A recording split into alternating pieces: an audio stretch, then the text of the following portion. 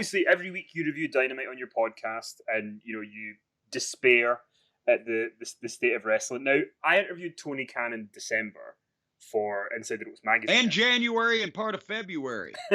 I thought I was vaccinated with a phonograph needle. It takes him an hour and a half to watch 60 Minutes.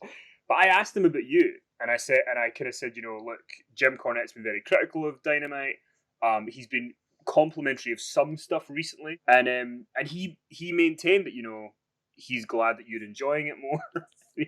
And I don't know if he was listening to everything, but I mean, can you just, for people who are living under a rock, what conversations did you have with Tony Khan at the start, and now do you think there's any hope for it to become more a program that you would want to watch in any way?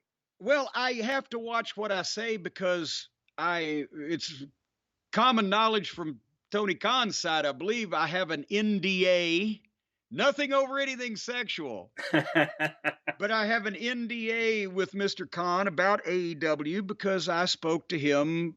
I don't remember whether it was 9 months or a year before the thing went on the air.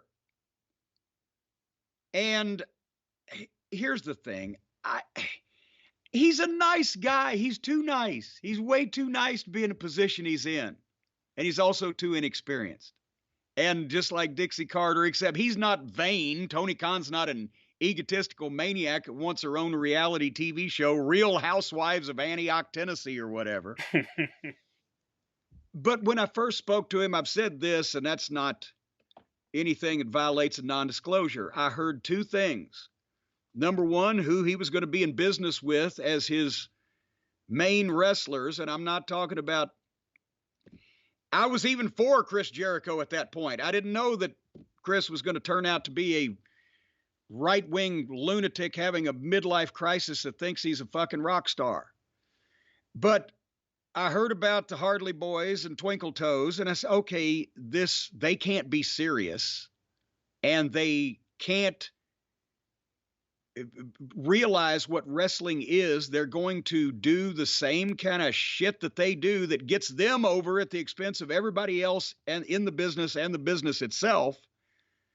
And I don't want to be in that position. And then he said, I said, who's going to be your booker, Tony? And I'm not applying for the job. I told him when we first started, I said, the first thing I said was, I'm going to be the only person to tell you the truth because I don't want a job. I said, who's going to be your booker? Oh, nobody would write my television show but me.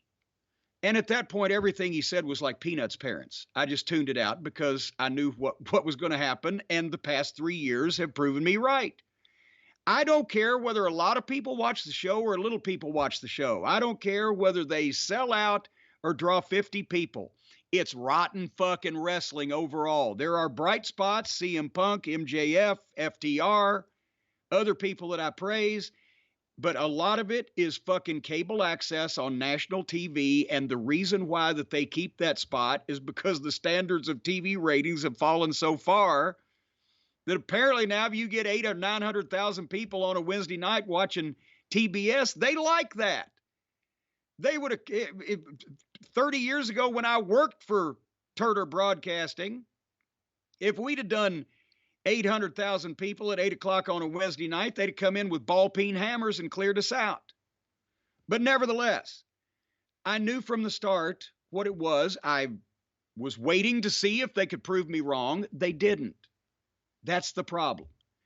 If Tony Khan had used his connections and his money and his resources to do exactly what he did, set up another national promotion on national cable television and be able to hire legitimate talent because he's got the money to, and he has a few of them, and then put somebody with some experience in charge in administration of the creative and the structure of the company, then I would have been pulling for him. I'd have been in their corner because they promised a sports-based wrestling presentation.